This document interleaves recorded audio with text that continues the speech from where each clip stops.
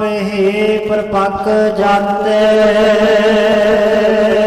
ਧਰਮ ਤਸਕ ਜਾਤੇ, ਬਰਨ ਗਰਕ ਜਾਤੇ, ਸਹਿਤ ਵਿਧਾਨ ਕੀ।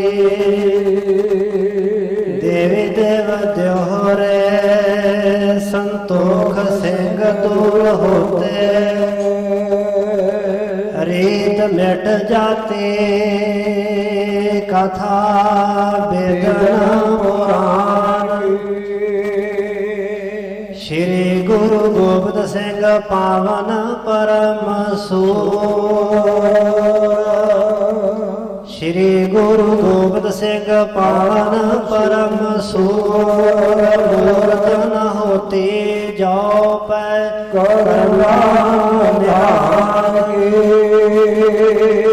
ਜਿਸ ਮਹਿ ਅੰਮ੍ਰਿਤ ਗਿਆਨ ਹੈ, ਮਾਨਕ ਭਗਤ ਵੈਰਾਗ।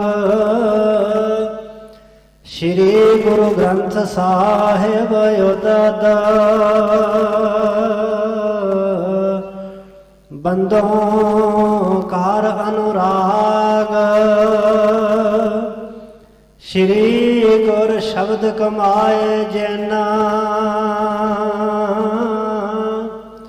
ਜੀਤੇ ਪੰਚ ਵਿਕਾਰ। ਤਿਨ ਸੰਤਨ ਕੋ ਬੰਦਨਾ, ਸਿਰ ਚਰਨਨ ਪਾਰ ਤਾਰ। ਏਕ ਓੰਕਾਰ ਸਤਿਗੁਰੂ ਤੇਹ ਪ੍ਰਸਾਦ ਸਚ ਹੋਏ। ਵਾਹਿਗੁਰੂ ਜੀ ਕੀ ਫਤਿਹ ਹੈ। ਬਿਗਨ ਵਿਨਾਸ਼ਨ ਸੋਏ। ਵਾਹਿਗੁਰੂ ਜੀ ਕੀ ਫਤਿਹ ਹੈ। ਬਿਗਨ ਵਿਨਾਸ਼ਨ ਸੋਏ।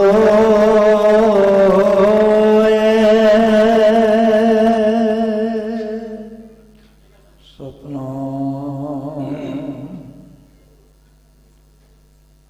ਵਾਹਿਗੁਰੂ ਸਾਹਿਬ ਜੀ।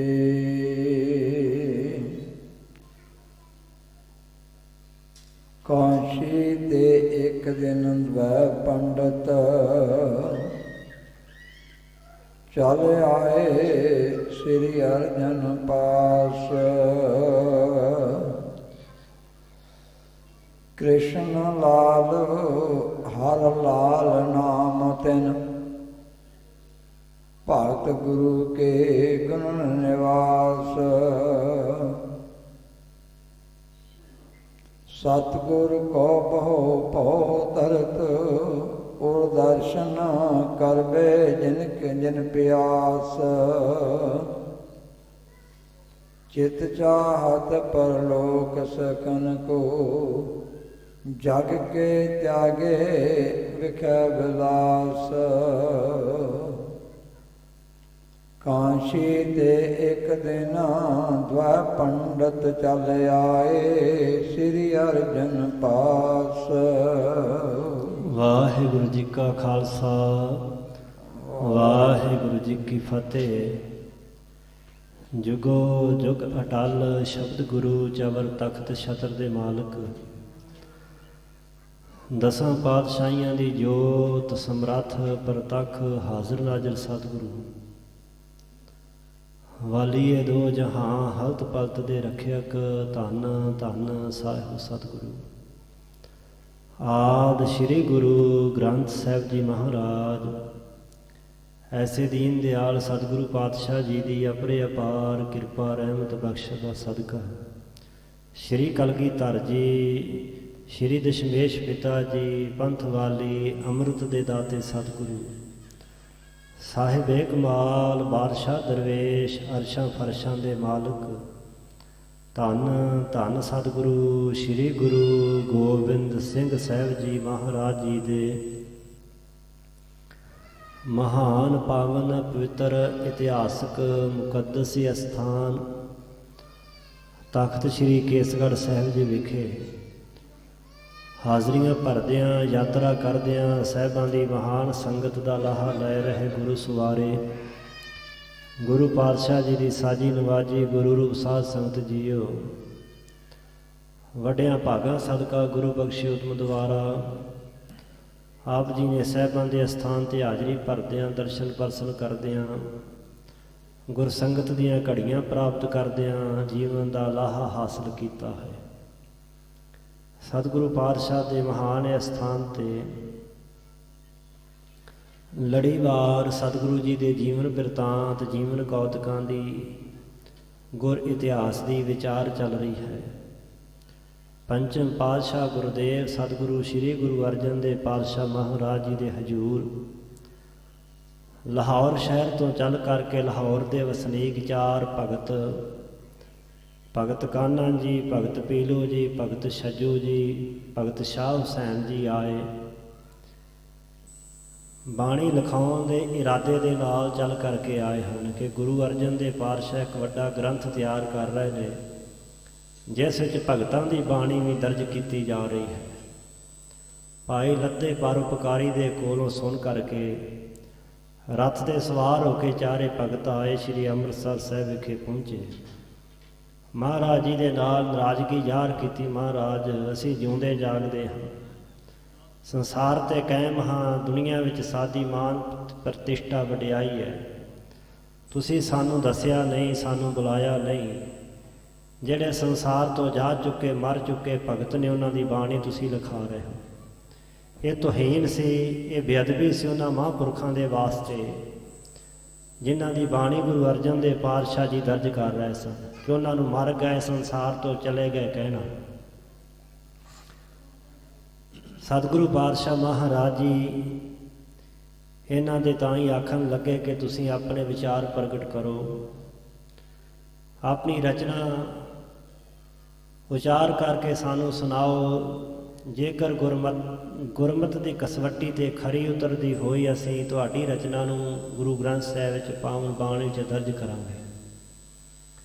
ਸਭ ਤੋਂ ਪਹਿਲਾਂ ਕਾਨ੍ਹੇ ਨੇ ਉਹੀ ਰੇ ਮੈਂ ਉਹੀ ਰੇ ਜਾ ਕੋ ਵੇਦ ਪੁਰਾਣ ਸਿਮਰ ਸਭ ਖੋਜੇ ਖੋਜਤ ਖੋਜ ਨ ਕੋਈ ਰੇ, ਇਹ ਉਸਨੇ ਬਚਨ ਉਚਾਰਿਆ। ਅਤੇ ਸਾਹਿਬਾਂ ਨੇ ਆਖਿਆ ਕਿ ਤੁਹਾਡੇ ਬੋਲਾਂ ਦੇ ਵਿੱਚੋਂ ਹੰਗਤਾ ਦੀ, ਮਮਤਾ ਦੀ, ਹੰਕਾਰ ਦੀ ਗੰਧ ਆ ਰਹੀ ਹੈ। ਗੁਰਮਤਿ ਦਾ ਆਸ਼ਾ ਬੜਾ ਵਿਸ਼ਾਲ ਹੈ, ਸਿੱਖ ਪੜ੍ਹਨਗੇ ਤੇ ਹੰਕਾਰੀ ਹੋਣਗੇ।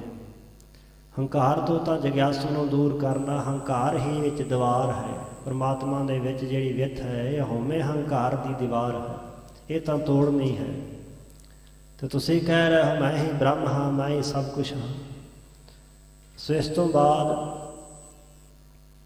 ਪੀਲੂ ਨੂੰ ਪੁੱਛਿਆ ਗਿਆ ਕਿ ਤੁਸੀਂ ਆਪਣੇ ਵਿਚਾਰ ਪ੍ਰਗਟ ਕਰੋ, ਤਾਂ ਉਸਨੇ ਵੀ ਜੋ ਬਚਨ ਕਹਿ ਕੇ ਪੀਲੂ ਆਸਾ ਨਾਲੋਂ ਸੇ ਭਲੇ ਜੋ ਜੰਮਦਿਆਂ ਹੀ ਮੋਏ, ਉਹਨਾਂ ਚਿੱਕੜ ਪਾਪ ਨਾ ਬੋੜਿਆ ਨਾ ਅਲੂਦ ਪਏ। ਸਾਡੇ ਨਾਲ ਉਹ ਚੰਗੇ ਜਿਹੜੇ ਜਨਮ ਲੈਂਦਿਆਂ ਸਾਰ ਮਰ ਕੇ ਉਹਨਾਂ ਸੰਸਾਰ ਚਿੱਕੜ ਵਿੱਚ ਆਪਣੇ ਪੈਰ ਨਹੀਂ ਪਾਏ, ਨਹੀਂ ਪੈਰ ਡੋਬੇ, ਚੰਗਾ ਹੋਇਆ ਪਹਿਲਾਂ ਹੀ ਚੱਲ ਵਸੇ। ਅਤੇ ਸਾਹਿਬਾਂ ਨੇ ਆਖਿਆ ਕਿ ਤੁਸੀਂ ਤਾਂ ਜੀਵਨ ਤੋਂ ਹੀ ਨਿਰਾਸ਼ ਹੋ। ਜੀਵਨ ਮਨੁੱਖਾ ਜਨਮ ਤਾਂ ਬੜਾ ਦੁਰਲਭ ਅਮੋਲਕ ਹੈ, ਇਸ ਨੂੰ ਤਾਂ ਦੇਵਤੇ ਤਰਸਦੇ ਨੇ। ਇਸ ਦੇਹੀ ਕੋ ਸਿਮਰੇ ਦੇਵ, ਦੇਵਤੇ ਚਾਹੁੰਦੇ ਹਨ। ਮਨੁੱਖਾ ਸਰੀਰ ਪ੍ਰਾਪਤ ਕਰਕੇ ਹੀ ਮਨੁੱਖ ਪਰਮਾਤਮਾ ਦੇ ਨਾਲ ਸਾਂਝ ਪਾ ਸਕਦਾ, ਅਕਾਲ ਪੁਰਖ ਤੱਕ ਪਹੁੰਚ ਸਕਦਾ ਹੈ।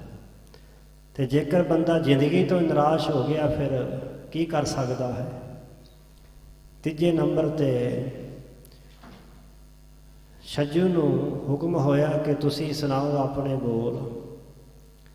ਤਾਂ ਉਸਨੇ ਜੋ ਆਖਿਆ ਕਿ ਕਾਗਤ ਸੰਧੀ ਪੁੱਤਰੀ ਤਉ ਨ ਤ੍ਰਿਆ ਨਿਹਾਰ, ਯੋ ਹੀ ਮਰ ਲਿਜਾਵੀ ਜਿਉਂ ਬਲੋਚਾਂ ਤਾਰ। ਕਿ ਇਸਤਰੀ ਭਾਵੇਂ ਕਾਗਜ਼ ਦੀ ਬਣੀ ਹੋਵੇ, ਕਾਗਜ਼ ਦਾ ਪੁਤਲਾ ਬਣਿਆ ਹੋਵੇ, ਤਾਂ ਵੀ ਇਸਤਰੀ ਨੂੰ ਨਾ ਵੇਖੋ। ਇਹਨਾਂ ਬੋਲਾਂ ਦੇ ਵਿੱਚ ਇਸਤਰੀ ਦੀ ਤੋਹੀਨ ਸੀ, ਇਸਤਰੀ ਦੀ ਨਿੰਦਾ ਸੀ। ਸਾਹਿਬਾਂ ਜੀ ਨੇ ਵੀ ਬੋਲ ਰਿਜੈਕਟ ਕਰ ਦਿੱਤੇ ਹਟਾ ਦਿੱਤੇ ਕਿ ਇਸ ਘਰ ਦੇ ਵਿੱਚ ਤਾਂ ਐਸਾ ਮੰਨਿਆ ਜਾਂਦਾ ਹੈ ਸਾਹਿਬਾਂ ਦੇ ਬਚਨ ਨੇ ਕਿ ਸੋ ਕਿਉ ਮੰਦਾ ਆਖੀਏ ਜਿਤ ਜੰਮਹਿ ਰਾਜਾਨ। ਤੇ ਤੁਸੀਂ ਇਸਤਰੀ ਦੀ ਤੋਹੀਨ ਕੀਤੀ ਤੁਹਾਡੇ ਬੋਲਾਂ ਵਿੱਚ। ਸੋ ਗੁਰਮਤਿ ਵਿੱਚ ਨਾਰੀ ਨੂੰ ਪ੍ਰਧਾਨਤਾ ਹੈ, ਵਡਿਆਈ ਹੈ। ਚੌਥੇ ਨੰਬਰ ਤੇ ਸ਼ਾਹ ਹੁਸੈਨ ਬੋਲਿਆ ਚੁੱਪ ਵੇ ਅੜਿਆ, ਚੁੱਪ ਵੇ ਅੜਿਆ, ਬੋਲਣ ਦੀ ਨਹੀਂ ਜਾ ਵੇ ਅੜਿਆ, ਬੋਲਣ ਦੀ ਨਹੀਂ ਜਾ ਵੇ ਸਜਣਾ। ਐਸੇ ਬੋਲ ਜਦੋਂ ਕਹੇ ਸਾਹਿਬਾਂ ਕਿਹਾ ਕਿ ਭਾਈ ਤੂੰ ਚੁੱਪ ਹੀ ਕੀਤਾ ਰਹੇ। ਬੋਲਣਾ ਤਾਂ ਪੈਂਦਾ ਹੀ ਹੈ, ਕਿਤੇ ਆਪਣੇ ਵਿਚਾਰ ਦੂਜੇ ਤੱਕ ਪਹੁੰਚਾਉਣ ਵਾਸਤੇ ਗੱਲਬਾਤ ਤਾਂ ਕਰਨੀ ਪੈਂਦੀ ਹੈ। ਤੇ ਤੁਸੀਂ ਕਹਿੰਦੇ ਹੋ ਕਿ ਮੋਨ ਬੰਦਾ ਧਾਰੀ ਰੱਖੇ ਚੁੱਪ ਕੀਤਾ ਰਹੇ। ਹਾਂ, ਇਸ ਘਰ ਵਿੱਚ ਐਸਾ ਕਿਹਾ ਕਿ ਬਹੁਤਾ ਬੋਲਣ ਝੱਖਣ ਹੋਏ, ਬਹੁਤਾ ਨਹੀਂ ਬੋਲਣਾ। ਗਿਲੇ ਸ਼ਿਕਵਿਆਂ ਦੇ ਬੋਲ ਨਹੀਂ ਬੋਲਣੇ, ਉਸਤਤ ਦੇ ਮਹਿਮਾ ਤੇ ਵਡਿਆਈ ਦੇ ਬੋਲ ਜ਼ਰੂਰ ਬੋਲਣੇ ਹਨ। ਜੋ ਅਕਾਲ ਪੁਰਖ ਦੀ ਵਡਿਆਈ ਹੋਵੇ, ਰੱਬ ਦੇ ਪਿਆਰਿਆਂ ਦੀ ਸਿਫਤ ਸਲਾਹ ਹੋਵੇ। ਸ਼ਾਹ ਹੁਸੈਨ ਦੀ ਵੀ ਰਚਨਾ ਜਿਹੜੀ ਸੀ ਸਾਹਿਬਾਂ ਨੇ ਹਟਾ ਦਿੱਤੀ। ਇਹਨਾਂ ਚੌਹਾਂ ਦੀ ਰਚਨਾ ਦਾ ਸਾਹਿਬਾਂ ਨੇ ਖੰਡਨ ਕਰ ਦਿੱਤਾ ਕਿ ਤੁਹਾਡੀ ਰਚਨਾ ਗੁਰਮਤਿ ਦੇ ਆਸ਼ੇ ਤੇ ਖਰੀ ਨਹੀਂ ਉਤਰਦੀ, ਅਸੀਂ ਬਾਣੀ 'ਚ ਨਹੀਂ ਦਰਜ ਕਰ ਸਕਦੇ। ਤਿੰਨ ਬਾਅਦ ਵਾਲੇ ਤਾਂ ਚੁੱਪ ਕੀਤੇ ਰਹੇ, ਪਰ ਕਾਨਾ ਜਿਹੜਾ ਸੀ ਉਹਨੇ ਬੋਲ ਕਬੂਲ ਕੀਤੇ ਕਿ ਮੈਂ 500 ਵਰ੍ਹੇ ਦੀ ਉਮਰ ਦਾ ਹਾਂ, ਮੈਂ ਕੋਈ ਨਿਆਣਾ ਕਾਕਾ ਨਹੀਂ ਹਾਂ, ਮੈਂ ਉਮਰ ਭੋਗੀ ਹੈ, 10ਵੇਂ ਦਵਾਰ ਦਾ ਅਭਿਆਸੀ ਹਾਂ। ਸਤਿਗੁਰੂ ਪਾਤਸ਼ਾਹ ਮਹਾਰਾਜ ਜੀ ਦੇ ਤਾਈਂ ਵੀ ਕਈ ਐਸੇ ਬੋਲ ਬੋਲੇ ਜੋ ਸਾਹਿਬਾਂ ਦੀ ਸ਼ਾਨ ਦੇ ਖਿਲਾਫ ਸਨ। ਤਾਂ ਗੁਰੂ ਸਾਹਿਬ ਜੀ ਨੇ ਆਖਿਆ ਸੀ ਕਿ ਭਾਈ ਜਿਸ ਸਰੀਰ ਠੀਕਰੇ ਦਾ ਮਾਣ ਕਰਦਾ, ਇਸ ਨੂੰ ਟੁੱਟਦਿਆਂ ਢੇਰ ਨਹੀਂ ਲੱਗਦੀ। ਸੋ ਲਾਹੌਰ ਨੂੰ ਚੱਲ ਪਏ ਚਾਰੇ ਭਗਤ। ਰੱਥ ਤੇ ਸਵਾਰ ਹੁੰਦਿਆਂ ਸਾਰ ਕਾਹਨੇ ਨੇ ਰੱਥ ਤੇ ਬੈਠ ਕੇ ਆਪਣੇ ਸਵਾਸ 10ਵੇਂ ਦਵਾਰ 'ਚ ਚੜ੍ਹਾ ਲਏ। ਸਰੀਰ ਦੀ ਸੁੱਧ ਬੁੱਧ ਭੁੱਲ ਗਈ। ਰਥਵਾਈ ਰੱਥ ਨੂੰ ਹਿੱਕੀ ਜਾ ਰਿਹਾ ਸੀ। ਚੱਲਦੇ ਚੱਲਦੇ ਸ਼ਾਮਾਂ ਤੱਕ ਲਾਹੌਰ ਦੇ ਨੇੜੇ ਜਾ ਪਹੁੰਚੇ। ਦੂਰਾਂ ਤੋਂ ਹੀ ਉੱਚੇ ਲਾਹੌਰ ਦੇ ਚੁਬਾਰੇ ਦਿਸਣ ਲੱਗੇ। ਕਹਿਣ ਲੱਗੇ ਸੁੱਖੀ ਸਾਂਦੀ ਪਹੁੰਚ ਗਏ, ਹੁਣ ਕੋਈ ਗੱਲ ਨਹੀਂ, ਬਸ ਹੁਣ ਪਹੁੰਚ ਚੱਲੇ ਹਾਂ, ਹੁਣ ਆਪਾਂ ਨਹੀਂ ਲਈਦੇ, ਹੁਣ ਕੋਈ ਘਟਨਾ ਨਹੀਂ ਹੁੰਦੀ। ਅਜੇ ਐਸਾ ਹੀ ਸੋਚਿਆ ਕਹਿ ਰਹੇ ਸੀ।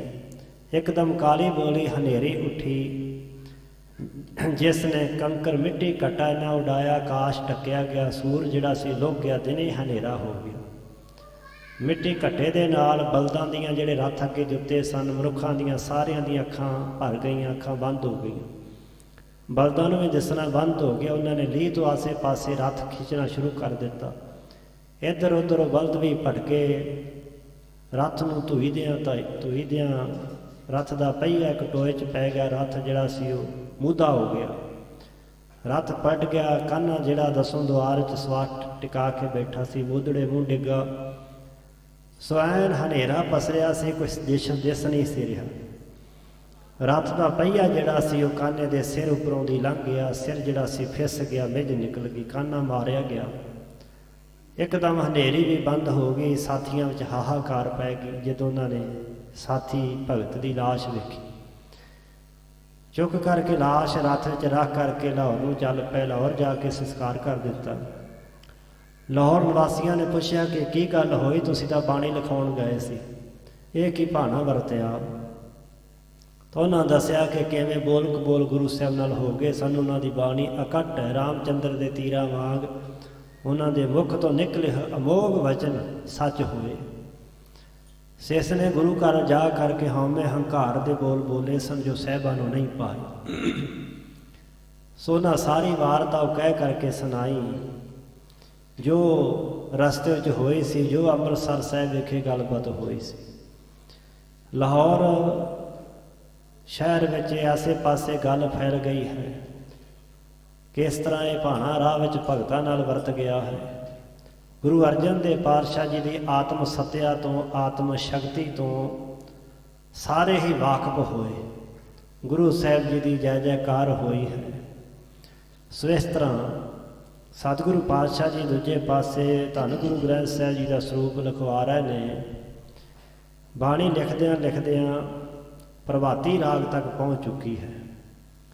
ਪ੍ਰਭਾਤੀ ਰਾਗ ਸ੍ਰੀ ਗੁਰੂ ਗ੍ਰੰਥ ਸਾਹਿਬ ਮਹਾਰਾਜ ਜੀ ਦੀ ਪਾਵਨ ਬਾਣੀ ਦਾ ਜੋ ਅੰਤਲਾ ਰਾਗ, ਅਖੀਰਲਾ ਰਾਗ ਹੈ, ਜੋ ਗੁਰੂ ਅਰਜਨ ਦੇਵ ਪਾਤਸ਼ਾਹ ਮਹਾਰਾਜ ਜੀ ਨੇ ਸਰੂਪ ਲਿਖਾਏ ਨੇ, ਉਸ ਗ੍ਰੰਥ ਜਿਸ ਨੂੰ ਆਦਿ ਗ੍ਰੰਥ ਜਾਂ ਪੋਥੀ ਸਾਹਿਬਾਂ ਨੇ ਆਖਿਆ। ਅੱਜ ਮੌਜੂਦਾ ਸਰੂਪਾਂ ਦੇ ਵਿੱਚ ਦਮਦਮੀ ਬੀੜ ਵਿੱਚ 31 ਰਾਗ ਹਨ। ਪ੍ਰਭਾਤੀ ਤੋਂ ਅਗਲਾ ਜੈਜਾਵੰਤੀ ਰਾਗ ਹੈ, ਪਰ ਉਸ ਸਮੇਂ ਪ੍ਰਭਾਤੀ ਰਾਗ ਤੱਕ ਹੀ ਸਤਿਗੁਰੂ ਪਾਤਸ਼ਾਹ ਨੇ 30 ਰਾਗਾਂ ਵਿੱਚ ਇਹ ਸਾਰੀ ਬਾਣੀ ਲਿਖਵਾਈ ਹੈ। ਸੋ ਇਸ ਤਰ੍ਹਾਂ ਭਾਈ ਸਾਹਿਬ ਭਾਈ ਗੁਰਦਾਸ ਜੀ ਬੜੇ ਖੁਸ਼ ਪ੍ਰਸੰਨ ਹੋ ਕਰਕੇ ਬਾਣੀ ਲਿਖੀ ਜਾ ਰਹੇ ਨੇ। ਗੁਰੂ ਅਰਜਨ ਦੇਵ ਪਾਤਸ਼ਾਹ ਜੀ ਲਿਖਵਾ ਰਹੇ ਨੇ। ਇੱਕ ਦਿਨ ਦੀ ਵਾਰਤਾ ਜਿਵੇਂ ਭਾਈ ਸਾਹਿਬ ਜੀ ਸੁਣਾ ਰਹੇ ਕਿ ਸਹਿਸਕ੍ਰਿਤੀ ਪਾਵਨ ਬਾਣੀ ਕਿਵੇਂ ਲਿਖੀ ਗਈ, ਕਿਹਨਾਂ ਦੇ ਪਰਥਾਏ ਸਾਹਿਬਾਂ ਨੇ ਬਾਣੀ ਉਚਾਰਨ ਕੀਤੀ, ਉਹ ਸਾਰਾ ਇਤਿਹਾਸਕ ਵਾਕਿਆ ਮਹਾਕਵੀ ਕਵੀ ਰਾਜ ਗਿਆਨੀ ਭਾਈ ਸਾਹਿਬ ਭਾਈ ਸੰਤੋਖ ਸਿੰਘ ਜੀ ਜਿਵੇਂ ਸੁਣਾ ਰਹੇ ਹਨ, ਸਰਵਣ ਕਰੀਏ ਜੀ। ਕਾਂਚੀ ਤੇ ਇੱਕ ਦਿਨ ਦ્વੈ ਪੰਡਤ ਚੱਲ ਆਏ ਸ੍ਰੀ ਅਰਜਨ ਪਾਸ। ਕਾਂਸ਼ੀ ਜੋ ਬੜਾ ਪ੍ਰਸਿੱਧ ਸ਼ਹਿਰ ਹੈ, ਭੋਲੇਨਾਥ ਸ਼ਿਵ ਜੀ ਦਾ ਵਸਾਇਆ ਹੋਇਆ ਸ਼ਹਿਰ ਹੈ ਕਾਂਸ਼ੀ। ਕਿਸੇ ਸਮੇਂ ਸ਼ਿਵ ਨੇ ਮਹਾਦੇਵ ਨੇ ਇਹ ਸੋਚ ਕੇ ਨਗਰ ਵਸਾਇਆ ਸੀ ਕਿ ਇੱਥੇ ਰੱਬ ਦੇ ਪਿਆਰੇ ਰਹਿਣਗੇ, ਨਾਮ ਜਪਣ ਵਾਲੇ ਰਹਿਣਗੇ, ਸਿਮਰਨ ਕਰਨ ਵਾਲੇ ਰਹਿਣਗੇ। ਸਮਾਂ ਪਾ ਕੇ ਉਸ ਸੰਸਾਰ ਤੋਂ ਚੱਲ ਵਸੇ ਤੇ ਕਾਂਸ਼ੀ ਦੇ ਵਿੱਚ ਡੇਰਾ ਕਿੰਨਾ ਲੋਕਾਂ ਲਾ ਲਿਆ, ਠੱਗਾਂ ਨੇ, ਲੁੱਟੂਆਂ ਨੇ। ਤੇ ਬਾਣੀ ਵਿੱਚ ਸਾਹਿਬਾਂ ਨੂੰ ਮਹਾਂਪੁਰਖਾਂ ਨੂੰ ਕਹਿਣਾ ਪਿਆ ਕਿ ਗਲੀ ਜਿਨ੍ਹਾਂ ਜਪਮਾਲੀਆਂ ਲੋਟੇ ਹੱਥ ਨੇ ਬਗ, ਓਏ ਹਰ ਕੇ ਸੰਤਨ ਆਖੀਐ ਬਨਾਰਸ ਕੇ ਠੱਗ। ਬਨਾਰਸ ਨਾਮ ਹੀ ਕਾਂਸ਼ੀ ਦਾ ਹੈ। ਸੋ ਕਾਂਸ਼ੀ ਦੇ ਰਹਿਣ ਵਾਲੇ ਇਹ ਸੱਜਣ ਸਨ। ਕਾਂਸ਼ੀ ਨੂੰ ਵਿਦਵਾਨਾਂ ਦੀ ਪੁਰੀ ਆਖਿਆ ਜਾਂਦਾ ਸੀ। ਦੋ ਭਰਾ ਨੇ, ਪੰਡਤ ਹਨ। ਪੰਡਤ ਨਾਮ ਹੈ ਵਿਦਵਾਨ ਦਾ। ਸੋ ਪੰਡਤ ਨਾਮ ਕਿਸੇ ਜਾਤ ਦਾ ਨਹੀਂ ਹੈ। ਸਿੱਖ ਪੰਥ ਦੇ ਅੰਦਰ ਵੀ ਬੜੇ ਗੁਰਮੁਖ ਹੋਏ। ਪੰਡਤ ਕਰਤਾਰ ਸਿੰਘ ਦਾਖਾ, ਇਸੇ ਤਰ੍ਹਾਂ ਪੰਡਤ ਨਰਾਇਣ ਸਿੰਘ ਜਿਨ੍ਹਾਂ ਨੇ ਗੁਰੂ ਗ੍ਰੰਥ ਸਾਹਿਬ ਜੀ ਦੇ ਟੀਕੇ ਕੀਤੇ ਹਨ। ਸੋ ਸਿੱਖਾਂ ਦੇ ਨਾਮ ਦੇ ਨਾਲ ਵੀ ਪੰਡਤ ਲੱਗ ਸਕਦਾ ਹੈ। ਪੰਡਤ ਕਹੀਏ ਵਿਦਵਾਨ ਨੂੰ। ਬਾਣੀ ਨੇ ਪੰਡਤ ਨੂੰ ਆਖਿਆ ਹੈ, ਪੰਡਤ ਦੀ ਵਿਆਖਿਆ ਕੀਤੀ। ਸੋ ਪੰਡਤ ਜੋ ਮਨ ਪਰ ਬੁੱਧ ਹੈ, ਰਾਮ ਨਾਮ ਆਤਮ ਮੈਂ ਸੁਧ ਹੈ, ਰਾਮ ਨਾਮ ਸਾਰ ਰਸ ਪੀਵੈ, ਉਸ ਪੰਡਤ ਕੇ ਉਪਦੇਸ਼ ਜਗ ਜੀਵੈ। ਦੋ ਵਿਦਵਾਨ ਸੱਜਣ ਕਾਂਸ਼ੀ ਤੋਂ ਚੱਲ ਕਰਕੇ ਆਏ ਨੇ। ਸ਼੍ਰੀ ਅਰਜਨ ਪਾਸ, ਸ਼੍ਰੀ ਗੁਰੂ ਅਰਜਨ ਦੇਵ ਪਾਤਸ਼ਾਹ ਜੀ ਦੇ ਪਾਸ ਚੱਲ ਕਰਕੇ ਦੋ ਵਿਦਵਾਨ, ਦੋ ਭਰਾ ਕਾਂਸ਼ੀ ਤੋਂ ਪਹੁੰਚੇ ਹਨ। ਕ੍ਰਿਸ਼ਨ ਲਾਲ ਹਰ ਲਾਲ ਨਾਮ ਤੈਨਾ, ਭਗਤ ਗੁਰੂ ਕੇ ਗੁਣ ਨਿਵਾਸ। ਇੱਕ ਦਾ ਨਾਮ ਹੈ ਕ੍ਰਿਸ਼ਨ ਲਾਲ, ਦੂਸਰੇ ਦਾ ਨਾਮ ਹੈ ਹਰੀ ਲਾਲ। ਦੋ ਭਰਾ ਹਨ, ਹਰੀ ਲਾਲ ਤੇ ਕ੍ਰਿਸ਼ਨ ਲਾਲ। ਇਹ ਗੁਰੂ ਪਾਤਸ਼ਾਹ ਜੀ ਦੇ ਭਗਤ ਹਨ। ਭਗਤ ਗੁਰੂ ਗੁਣ ਨਿਵਾਸ, ਚੰਗੇ ਸ਼ੁਭ ਗੁਣਾਂ ਦਾ ਇਹਨਾਂ ਦੇ ਮਨ 'ਚ ਵਾਸ ਹੈ। ਗੁਣਾਂ ਦਾ ਵਾਸ ਹੀ ਤੇ ਅੰਮ੍ਰਿਤਸਰ ਸਾਹਿਬ ਨੂੰ ਆ ਗਏ। ਚੰਗੇ ਗੁਣਾਂ ਨੇ ਪ੍ਰੇਰਨਾ ਦਿੱਤੀ, ਚੰਗੇ ਭਾਗ ਜਾਗੇ। ਗੁਰੂ ਅਰਜਨ ਦੇਵ ਪਾਤਸ਼ਾਹ ਦੀ ਮਹਿਮਾ ਸੁਣ ਕੇ ਸ੍ਰੀ ਅੰਮ੍ਰਿਤਸਰ ਸਾਹਿਬ ਆਏ ਨੇ। ਸੋ ਚੰਗੇ ਨੇਕ ਗੁਣਾਂ ਦਾ ਇਹਨਾਂ ਦੇ ਮਨ ਹਿਰਦੇ 'ਚ ਵਾਸਾ ਸੀ। ਚੰਗੇ ਗੁਣਾਂ ਦੇ ਧਾਰਨੀ ਸਨ, ਨੇਕ ਪੁਰਸ਼ ਸਨ। ਸਤਿਗੁਰੂ ਪਾਤਸ਼ਾਹ ਦੇ ਦਰ ਦੇ ਭਗਤ ਹਨ, ਪ੍ਰੇਮੀ ਹਨ। ਹਰੀ ਲਾਲ ਤੇ ਕ੍ਰਿਸ਼ਨ ਲਾਲ ਕਾਂਸ਼ੀ ਦੇ ਰਹਿਣ ਵਾਲੇ ਦੋ ਵਿਦਵਾਨ ਚੱਲ ਕੇ ਆਏ ਹਨ। ਸਤਿਗੁਰ ਕੋ ਬਹੁ ਭਉ ਤਰਤ, ਔਰ ਦਰਸ਼ਨ ਕਰਬੇ ਕੀ ਜਿਨ ਪਿਆਸ। ਸਤਿਗੁਰੂ ਸੱਚੇ ਪਾਤਸ਼ਾਹ ਮਹਾਰਾਜ ਜੀ ਦੇ ਪ੍ਰਤੀ ਬਹੁ ਭਾਉ ਧਰਤ, ਬਹੁਤਾ ਭਾਵ ਹੁੰਦਾ, ਪ੍ਰੇਮ ਧਾਰਦੇ ਨੇ। ਔਰ ਦਰਸ਼ਨ, ਹਿਰਦੇ ਦੇ ਵਿੱਚ ਜਿੱਥੇ ਪ੍ਰੇਮ ਧਾਰਦੇ ਨੇ ਉੱਥੇ ਦਰਸ਼ਨ ਕਰਬੇ ਕੀ ਜਿਨ ਪਿਆਸ। ਸਾਹਿਬਾਂ ਦੇ ਦਰਸ਼ਨਦਾਰ ਕਰਨ ਦੀ ਔਰ ਹਿਰਦੇ 'ਚ ਬੜੀ ਪਿਆਸ ਹੈ। ਪਿਆਸ ਤਾਂ ਪਾਣੀ ਦੀ ਲੱਗਦੀ ਹੈ, ਦਰਸ਼ਨਾਂ ਦੀ ਵੀ ਪਿਆਸ ਹੁੰਦੀ ਹੈ। ਇੱਥੇ ਪਿਆਸ ਤੋਂ ਭਾਵ ਹੁੰਦਾ ਤਾਂਘ, ਅੰਦਰ ਦੀ ਖਿੱਚ, ਅੰਦਰ ਦੀ ਲਗਨ। ਸਤਿਗੁਰੂ ਪਾਤਸ਼ਾਹ ਮਹਾਰਾਜ ਜੀ ਦੇ ਦਰਸ਼ਨਾਂ ਦੀ ਖਿੱਚ ਮਨ ਵਿੱਚ ਬਹੁਤ ਜ਼ਿਆਦਾ ਪ੍ਰਬਲ ਹੈ। चित चाहत पर लोक सखन को जग के त्यागे विखे बिलास। ਚਿੱਤ ਦੇ ਵਿੱਚ ਚਾਹਤ ਕਿਹੜੀ ਹੈ? ਗੁਰੂ ਦਰ ਤੇ ਜਦੋਂ ਬੰਦਾ ਆਉਂਦਾ ਕੋਈ ਨਾ ਕੋਈ ਖਹਿਸ਼ ਖਿੱਚ ਕੇ ਲਿਆਉਂਦੀ ਹੈ, ਕੋਈ ਨਾ ਕੋਈ ਆਸ ਲੈ ਕੇ ਆਉਂਦੀ ਹੈ। ਇਹਨਾਂ ਭਰਾਵਾਂ ਦੇ ਮਨ 'ਚ ਕਿਹੜੀ ਆਸ ਸੀ? ਚਿੱਤ ਚਾਹਤ ਪਰਲੋਕ ਸੁਖਨ ਕੋ, ਪਰਲੋਕ ਦੇ ਸੁੱਖਾਂ ਦੀ ਚਾਹਤ। ਬਹੁਤਾਤ ਕਰਕੇ ਬੰਦਾ ਇਸ ਲੋਕ ਦੇ ਸੁੱਖ ਮੰਗਦਾ ਹੈ, ਜਿਹੜੇ ਵੱਧ ਤੋਂ ਵੱਧ ਹੱਦ ਬੰਦਾ 100 ਸਾਲ ਜੀ ਲੇਗਾ, 125 ਸਾਲ ਜੀ ਲੇਗਾ, ਪਰ ਉਹ ਘਰ ਜਿੱਥੇ ਜਿੱਥੇ ਜਾਏ ਤੁਧ ਵਰਤਨਾ ਤਿਸ ਕੀ ਚਿੰਤਾ ਨਾ ਹੈ, ਜੋ ਘਰ ਛੱਡ ਗਵਾਮਨਾ ਸੋ ਲੱਗਾ ਮਨ ਮਾਹੇ। ਜਿਹੜਾ ਥੋੜ੍ਹੇ ਚਿਰ ਵਾਸਤੇ ਜਿੱਥੇ ਰਹਿਣਾ ਉਹਦਾ ਬੜਾ ਫਿਕਰ ਕਰਦਾ ਹੈ, ਪਰ ਜਿੱਥੇ ਜਾ ਕਰਕੇ ਲੰਮਾ ਸਮਾਂ ਰਹਿਣਾ ਉਹਦੀ ਤਿਆਰੀ ਨਹੀਂ ਕਰਦਾ, ਉਸ ਘਰ ਨੂੰ ਬਣਾਉਣ ਵਾਸਤੇ ਵਸਾਉਣ ਵਾਸਤੇ ਯਤਨ ਨਹੀਂ ਕਰਦਾ।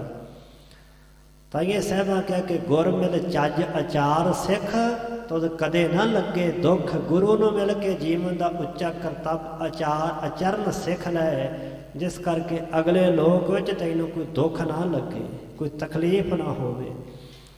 ਇਹਨਾਂ ਭਰਾਵਾਂ ਦੇ ਮਨ 'ਚ ਕਾਹਦੀ ਚਾਹਤ, ਕਾਹਦੀ ਇੱਛਾ ਖਹਿਸ਼ ਹੈ? ਪਰਲੋਕ ਸੁਖਣ ਕੋ, ਪਰਲੋਕ ਦੇ ਸੁੱਖਾਂ ਦੀ ਇੱਛਾ ਹੈ। ਜਗ ਕੇ ਤਿਆਗੇ ਵਿਖੇ ਵਿਲਾਸ। ਹੁਣ ਵਿਸ਼ੇ ਵਿਲਾਸ ਛੱਡਣੇ ਕੋਈ ਸੌਖੇ ਨਹੀਂ ਹਨ।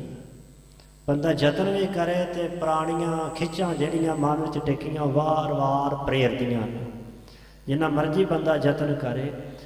ਸੋ ਵਿਖੇ ਵਿਲਾਸ ਭੋਗ ਛੱਡਣੇ ਕੋਈ ਸੌਖੇ ਨਹੀਂ ਹਨ, ਪਰ ਇਹਨਾਂ ਭਰਾਵਾਂ ਨੇ ਵਿਸ਼ੇ ਵਿਲਾਸ ਜਿਹੜੇ ਨੇ, ਵਿਸ਼ੇ ਭੋਗ ਉਹ ਛੱਡ ਦਿੱਤੇ, ਤਿਆਗ ਦਿੱਤੇ ਹਨ।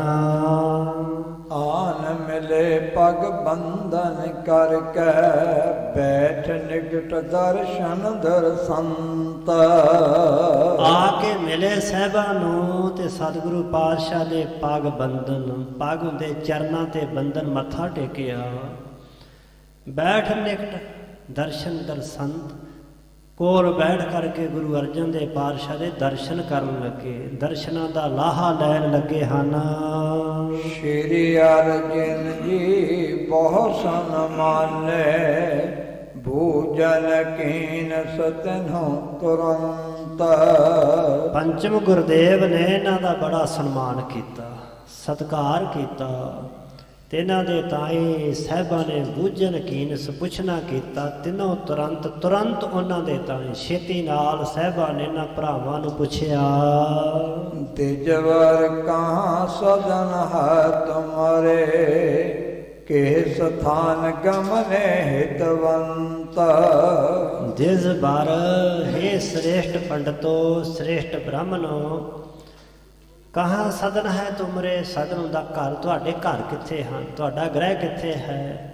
ਕਿਹ ਸਥਾਨ ਗਮਨੇ ਹਿਤਵੰਤ, ਤੇ ਅੱਗੇ ਕਿਸ ਸਥਾਨ ਤੇ ਹਿਤਵੰਤ, ਹਿਤ ਵਾਲੇ ਹੋ ਕੇ, ਪ੍ਰੇਮੀ ਹੋ ਕੇ, ਹਿਤਵਾਨ ਹੋ ਕੇ ਅੱਗੇ ਕਿੱਥੇ ਤੁਸੀਂ ਜਾ ਰਹੇ ਜੇ, ਕਿੱਥੋਂ ਆਏ ਜੇ, ਕਿੱਥੇ ਤੁਹਾਡਾ ਘਰ ਹੈ, ਤੇ ਅੱਗੇ ਕਿੱਧਰ ਨੂੰ ਗਮਨ ਕੀਤਾ ਹੈ। ਕੌਣ ਕਾਜ ਅਰ ਨਾਮ ਕੌਣ ਹੈ, ਬੇਸ ਬੇਸ ਦੀਖਤ ਮਤਵੰਤ।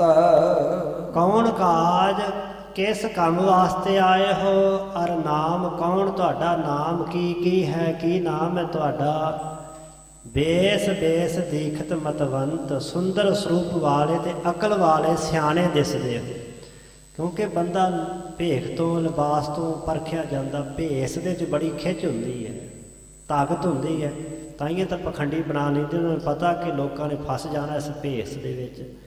ਗੁਰੂ ਕਲਗੀਧਰ ਪਾਤਸ਼ਾਹ ਤਾਈਏ ਆਖਦੇ ਕਿ ਭੇਖ ਦਿਖਾਏ ਜਗਤ ਕੋ ਲੋਗਨ ਕੋ ਬਸ ਕੀਨ। ਭੇਖ ਵਿੱਚ ਬੜੀ ਖਿੱਚ ਹੈ। ਕੋਈ ਪੁੱਜਿਆ ਹੋਇਆ ਸਾਧੂ ਆਮ ਲਿਬਾਸ ਵਿੱਚ ਹੋਵੇ, ਲੋਕਾਂ ਨੂੰ ਨਹੀਂ ਪਛਾਣ ਹੁੰਦੀ, ਪਰ ਪਖੰਡੀ ਨੇ 5-7 ਮਾਲਾਂ ਬਾਹਾਂ 'ਚ ਪਾਈਆਂ ਹੋਣ, ਗਲ 'ਚ ਪਾਈਆਂ ਹੋਣ, ਤੇ ਉਹੋ ਜਿਹਾ ਭੇਖ ਲਿਬਾਸ ਬਣਾਇਆ ਹੋਇਆ, ਤੇ ਲੋਕ ਕਹਿਣਗੇ ਵੱਡੇ ਬਾਬਾ ਜੀ ਹਨ, ਇਹਨਾਂ ਵਰਗਾ ਤਾਂ ਕੋਈ ਹੈ ਨਹੀਂ, ਕਿਉਂਕਿ ਲੋਕ ਭੇਖ ਵੇਖਦੇ ਹਨ। ਸੋ ਇਹਨਾਂ ਦਾ ਜਿਹੜਾ ਭੇਸ ਲਿਬਾਸ ਸੀ ਬੜਾ ਉੱਤਮ ਸੀ। ਕੱਲਾ ਭੇਖ ਹੀ ਉੱਤਮ ਨਹੀਂ ਸੀ, ਅੰਦਰੋਂ ਵੀ ਉੱਤਮ ਸਨ, ਚੰਗੇ ਭਾਗਾਂ ਵਾਲੇ ਸਨ, ਸ਼ੁਭ ਕਰਮਾਂ ਵਾਲੇ ਸਨ। ਸਾਹਿਬ ਜੀ ਆਖਣ ਲੱਗੇ ਬੇਸ ਬੇਸ ਦੇਖਤ ਮਤਵੰਤ, ਤੁਹਾਡੇ ਸੋਹਣੇ ਸੁੰਦਰ ਸਰੂਪ ਦਿਸ ਰਹੇ ਤੇ ਬੜੇ ਸਿਆਣੇ ਦਾਨੇ ਅਕਲ ਵਾਲੇ ਦਿਸਦੇ ਹੋ। ਹਾਥ ਜੋੜ ਕਰ ਦਉ ਸੋਦਰ, ਬੋਲੇ ਬਾਗ ਸੋ ਬੇਨਤੀ ਸੰਗ।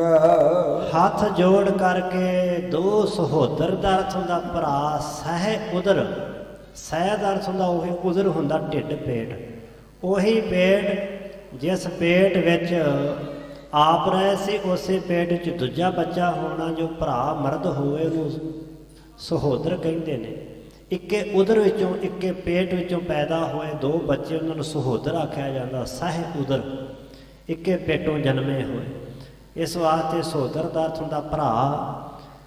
ਕਹਿਣ ਲੱਗੇ ਹੱਥ ਜੋੜ ਕੇ ਮਹਾਰਾਜ ਅਸੀਂ ਦੋਵੇਂ ਭਰਾ ਹਾਂ, ਬੜੀ ਬੇਨਤੀ ਨਾਲ ਅਧੀਨਗੀ ਨਾਲ ਪ੍ਰੇਮ ਦੇ ਨਾਲ ਸਾਹਿਬਾਂ ਨੂੰ ਬੋਲੇ ਵਾਕ, ਵਾਕ ਬੋਲੇ ਬੇਨਤੀ ਕਰਨ ਲੱਗੇ।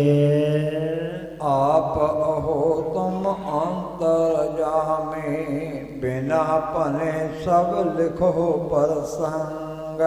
ਮਹਾਰਾਜ ਜੀ ਆਪ ਜੀ ਅਹੋ ਤੁਮ ਅੰਤਰ ਜਾਮੇ, ਤੁਸੀਂ ਅੰਤਰ ਜਾਮੀ ਹੋ, ਤੁਸੀਂ ਦਿਲਾਂ ਦੀਆਂ ਜਾਣਨ ਵਾਲੇ ਹੋ।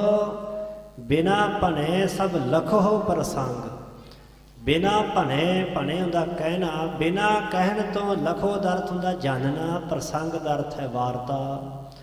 ਸਾਰੀ ਵਾਰਤਾ ਸਾਰਾ ਪ੍ਰਸੰਗ ਬਿਨਾ ਕਹਿਣ ਤੋਂ ਮਹਾਰਾਜ ਤੁਸੀਂ ਜਾਣਦੇ ਹੋ, ਸਮਝਦੇ ਹੋ, ਕਿਉਂਕਿ ਤੁਸੀਂ ਦਿਲਾਂ ਦੀਆਂ ਜਾਣਨ ਵਾਲੇ ਅੰਤਰਜਾਮੀ ਹੋ।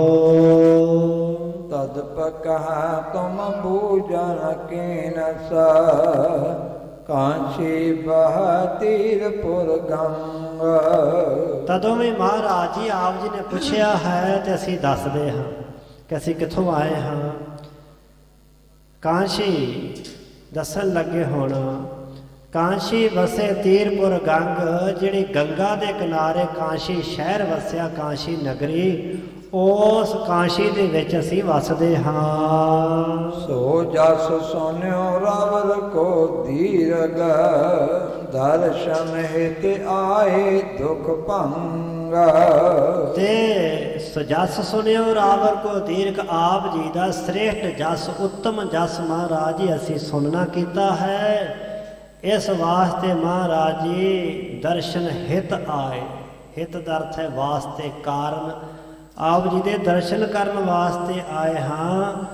ਦੁੱਖ ਭੰਗ, ਆਪਣੇ ਦੁੱਖ ਨਾਸ਼ ਕਰਨ ਵਾਸਤੇ, ਆਪਣੇ ਦੁੱਖ ਮੁਕਾਉਣ ਵਾਸਤੇ, ਦੁੱਖਾਂ ਨੂੰ ਭੰਨਣ ਵਾਲੇ ਸਤਿਗੁਰੂ ਆਪ ਦਾ ਦੀਦਾਰ ਕਰਨ ਵਾਸਤੇ ਆਏ ਹਾਂ। ਏਕ ਸਮੈ ਸਿਰ ਨਾਨਕ ਪਹੁੰਚੇ, ਕਾਂਸ਼ੀ ਵਿਖੇ ਬਿਰਾਜੇ ਜਾਏ। ਮਹਾਰਾਜ ਜੀ ਤੁਹਾਨੂੰ ਅਸੀਂ ਵਾਰਤਾ ਸੁਣਾਉਂਦੇ, ਇੱਕ ਸਾਡੇ ਬਜ਼ੁਰਗਾਂ ਦੇ ਸਮੇਂ ਦੀ ਉਹ ਗੱਲ ਹੈ ਕਿ ਇੱਕ ਸਮੇਂ ਜਗਤ ਗੁਰੂ ਸ੍ਰੀ ਗੁਰੂ ਨਾਨਕ ਦੇਵ ਸੱਚੇ ਪਾਤਸ਼ਾਹ ਜੀ ਕਾਂਸ਼ੀ ਵਿਖੇ ਆ ਕੇ ਪਹੁੰਚੇ ਤੇ ਸਹਿਬ ਸੱਚੇ ਪਾਤਸ਼ਾਹ ਮਹਾਰਾਜ ਜੀ ਕਾਂਸ਼ੀ ਵਿੱਚ ਆ ਕਰਕੇ ਇੱਕ ਥਾਂ ਤੇ ਬਿਰਾਜਮਾਨ ਹੋਏ, ਸਜ ਗਏ।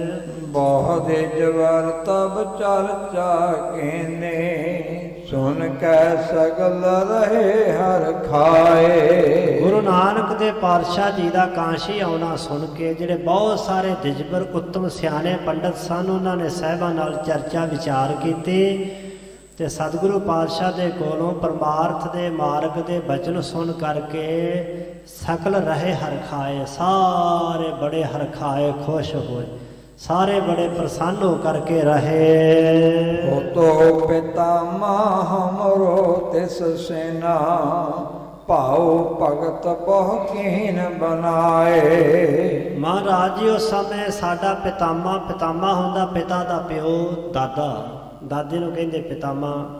ਮਹਾਰਾਜ ਜੀ ਉਸ ਸਮੇਂ ਸਾਡਾ ਦਾਦਾ ਸੀ ਤੇ ਦਾਦੇ ਸਾਡੇ ਨੇ ਬੜੀ ਪ੍ਰੇਮਾ ਭਗਤੀ ਬਣਾ ਕਰਕੇ ਕੀਤੀ। ਭਾਵ ਸਤਿਗੁਰੂ ਨਾਨਕ ਦੇ ਪਾਤਸ਼ਾਹ ਜੀ ਦੀ ਟਹਿਲ ਸੇਵਾ ਕੀਤੀ, ਧੰਨ ਗੁਰੂ ਨਾਨਕ ਦੇ ਪਾਤਸ਼ਾਹ ਦਾ ਬੜਾ ਅਦਬ ਸਤਿਕਾਰ ਕੀਤਾ, ਸਾਹਿਬਾਂ ਨਾਲ ਬੜਾ ਪਿਆਰ ਕੀਤਾ।